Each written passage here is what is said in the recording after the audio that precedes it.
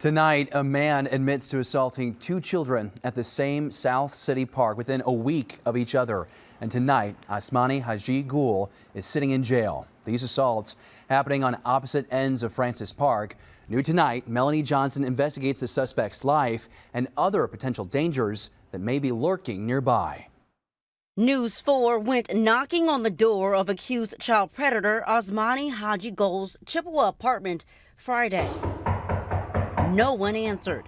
Neighbors told me he lives there with his family. But on Friday, he has a new home behind bars after being arrested by St. Louis City Police. According to court documents on Sunday, Asmani admitted to directing a 6-year-old boy on his bike to go behind a dumpster near Francis Park and sexually assaulted him. Now we know a second victim has come forward, saying a week before Asmani assaulted them near the park, but the 12-year-old escaped. Our kids are vulnerable, and predators unfortunately find ways to exploit kids however they can for their own gratification, and it only takes a second. Amy Robbins is over forensic services for the Child Advocacy Center of Northeastern Missouri, and she's not surprised the 34-year-old suspect violated two children in the same park within a week of each other. Predators are brazen, they're bold. Missouri Highway Patrol tells me there is no record of Asmani being on the sex offender registry list.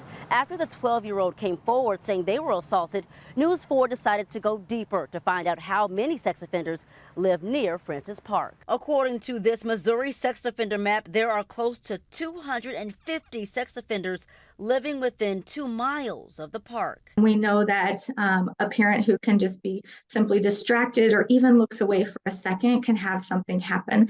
So it's just being diligent. It's making sure that we are not sidetracked by other duties or obligations when we are caring for our kids. Asmani Haji Gul is charged with sodomy, assault, and sexual misconduct.